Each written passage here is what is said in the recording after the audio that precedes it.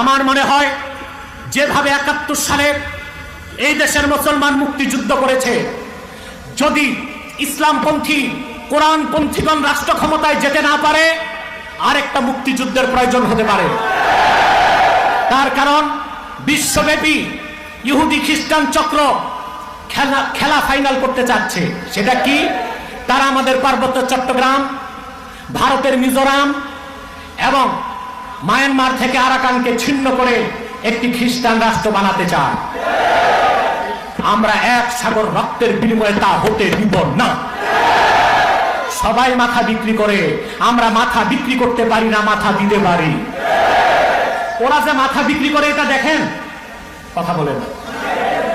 জাতীয়তাবাদী যারা, ধর্মনিরপেক্ষতাবাদী যারা, ওরা যে মাথা বিক্রি করতে পারে এটা দেখেন। দুবাই যে চুক্তি হয়,